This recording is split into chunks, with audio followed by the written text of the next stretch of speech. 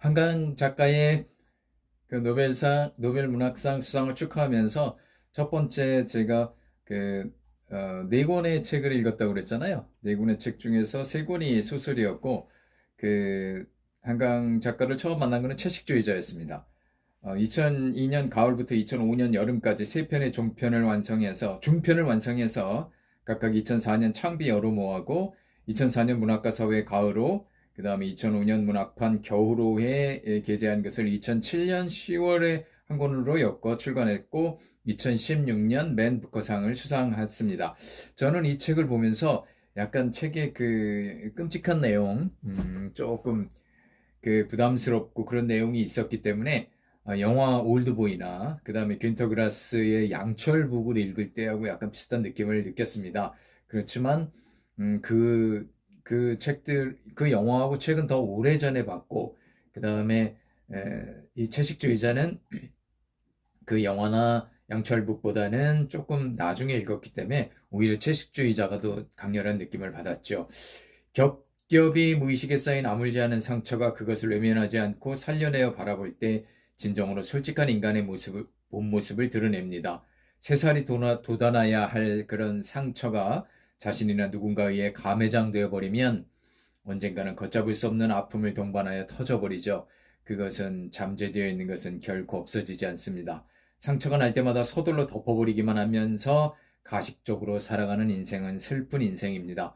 자유로운 영혼으로 산다는 것이 그렇게도 어려운 일이 되고 있는 건 사실입니다. 남편, 형부, 언니가 바라보는 영예는 보는 시각에 따라 전혀 다른 모습이죠.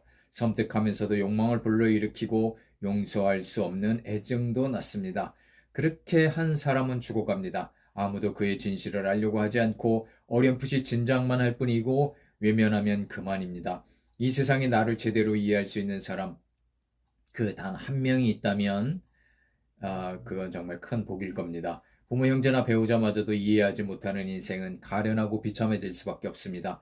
아니, 오히려 그들로부터 더 심한 억압이 원인이 되어 삶의 기간을 단축시키기도 하죠. 세상을 이해하는데 전력을 다해 살 것이냐? 아니면 세상을 정복해가면서 살기를 노력하다 그렇지 못하면 적당히 순응하면서 살 것인가? 상처는 상처로, 아픔으로 이길 수 있습니다. 이해하지도 이해받지도 못한 안타까운 절망에 내 상처를 조용히 돌아보며 다독입니다. 그래도 살아야 한다고. 네, 내 상처도 잠재되어 있겠죠. 첫 번째 중편 채식주의자입니다. 평범한 아내가 채식주의자가 되어 특별해졌다. 남편의 시각으로 보는 거겠죠. 독서가 취미이고 아침도 잘 차려주는 살기 편한 여자였는데 지금은 대단히 불편하다. 냉장고에 있는 고기, 등을 모조리 버리는 이유를 묻자 아내는 꿈 때문이라 말한다. 꿈에서 시뻘건 피를 떨어뜨리며 고기 덩어리들이 막대에 매달려 있고 그 피가 하얀 옷에 묻는다. 입과 손에 피를 묻히며 날고기를 씹어먹는다. 계란이나 우유까지 버리고 상차림 역시 채소뿐이다. 아내는 채식 때문이 아닌 꿈 때문에 제대로 잠을 못 자 점점 여유여만 간다. 내 몸에 고기 냄새가 난다며 섹스도 거부한다. 고기를 썰다 손을 베어 피를 빠니 들큼한 맛이 나고 남편인 내가 불고기를 먹다 칼 조각을 뱉어내며 새벽 헛간의 피 웅덩이에서 비친 자신의 얼굴을 보는 등의 아내의 꿈은 계속된다. 사장의 호출한 부부 동반에 가죽으로 된 구두까지 버리고 운동화를 신고 나선다. 좋아하지 않았던 브라 역시 하지 않아 검은 블라우스 겉으로 젖꼭지가 선명하다. 고기를 안 먹는 아내 때문에 시장과의 만찬 자리에 참석한 모두가 불편해한다. 장모와 처형에게 변한 아내의 현황을 전하자 경악과 사죄의 뜻을 전한다.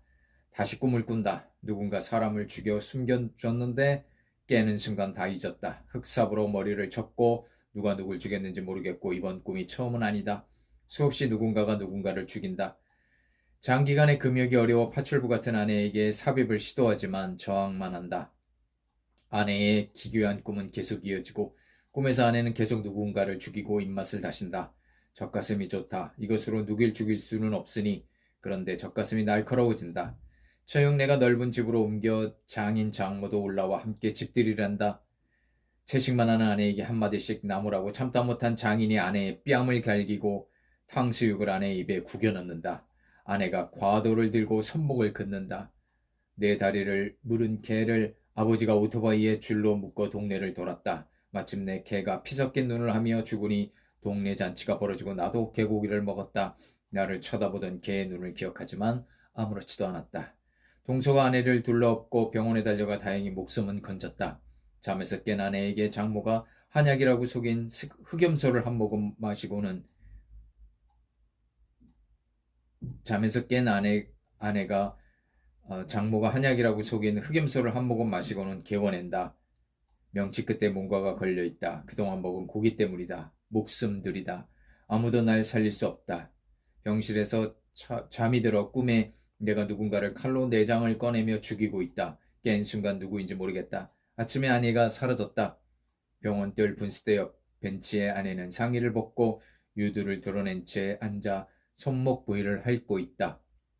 아내의 움켜진 오른손을 펼치니 목이 눌려있던 새 한 마리가 땅에 떨어진다. 붉은 이빨 자국 아래로 혈흔이 번진 작은 동막새다. 두 번째는 몽고반점입니다. 아내가 아이를 씻기다 처제가 20살까지 몽고반점이 있다는 말을 한다.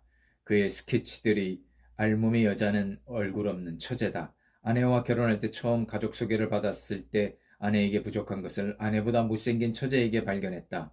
처제네가 이혼한단다. 오래전 피투성이로 그의 몸에 업혔던 처제의 몽고 반점을 상상하며 자유를 한다. 2년 전에 처제는 손목을 그었다. 처제에게 몽고 반점이 있다는 얘기를 아내에게 들은 후부터 처제가 달리 생각된다.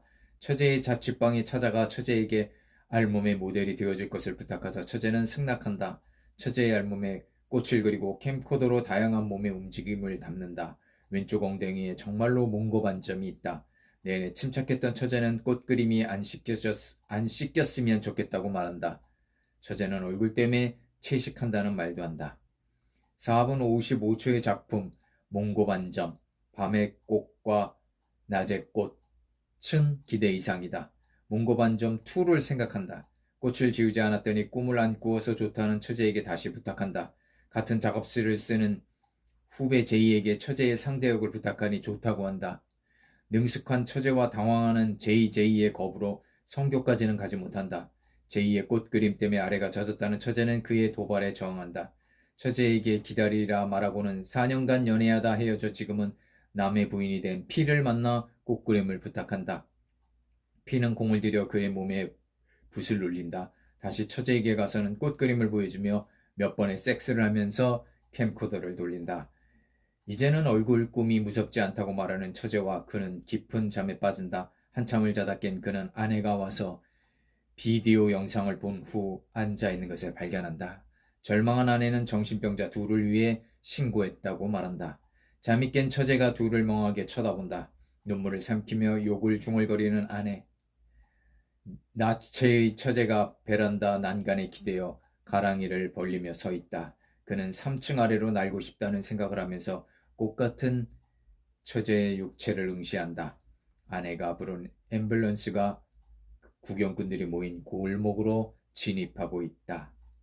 세 번째입니다. 나무 불꽃. 석 달 전에 병원에서 영애가 사라졌다. 산속에서 발견된다.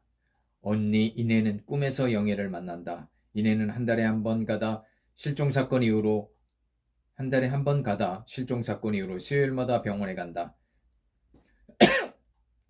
비디오 작업을 하는 남편과의 만남과 결혼 생활이 주마등처럼 스쳐간다. 그리고 그 사건 이후로 남편과 헤어졌다. 영애가 이상해진 건 동기가 불분명한 채식을 하고부터다. 그동안의 모든 비참한 일들이 이내에게는 뼈아픈 기억으로 다가온다. 둘은 격렬히 저항하다 응급요원에게 끌려갔다. 남편은 유치장에 구금됐다가 몇 개월 뒤 풀려나서는 자취를 감추었다. 영애는 폐쇄병동으로 옮겨졌고 이제는 정신분열을 보이면서 모든 식사까지 거부하고 있다. 그런 영애를 무책임한 동생의 정신을 쉽게 용서할 수는 없었다. 영애가 병실에서 물구나무를 서며 모든 나무들은 물구나무를 서고 있는 거라 말한다. 자신도 나무와 같기 때문에 물구나무를 서야 하는 것이다. 30kg도 안 되는 영애는 모든 음식과 약까지 거부한다. 어릴 적 유난히 아버지의 손찌검은 이내와 남동생보다는 영애를 향했었다. 아들 지우가 아니었으면 이내 자신의 삶도 장담할 수 없을 만큼 이내는 곧 고통을 겪고 있다. 마음마저 필사적으로 거부하면서 피까지 토하는 영애를 큰 병원으로 옮겨야 한다. 영애는 죽음마저 자유롭게 맞이할 수 없는 상황이다. 이렇게 세, 세 명의 시점을 달리한 영예의 모습을 세 편의 중편을 통해서 한 권의 채식주의자로 만나보았습니다. 정말 인간에게 어떤 잠재된 아픔, 슬픔, 정신적 트라우마 이런 것들은 살면서 커다란 고통을 주죠. 그 고통을 참지 못하고 세상을 절망적으로 사는 사람도 있고 그렇지 않고 세상을 하직하는 사람도 있습니다. 인생이란 뭘까요? 우리가 자라면서 그런 아픔 없이 자라면 좋겠지만 모든 사람은 각기 다르게 자라납니다. 그래서 이렇게 아픔을 갖고 자라나는 사람들, 정신적으로 고통을 당하는 사람들, 그 사람들은 어떤 주위에 따뜻한 어떤 배려와 위로가 필요합니다. 채식주의자는 그걸 말해주고 있는 것 같습니다. 어쨌든 쉽지 않은 책, 도발적인 책, 인간의 본능을 보여주는 책, 인간의 어떤 밑바닥까지 보여주는 그런 책, 채식주의자, 맨 부커상을 받았고 이 책으로 맨 부커상을 받았다고 그러고요.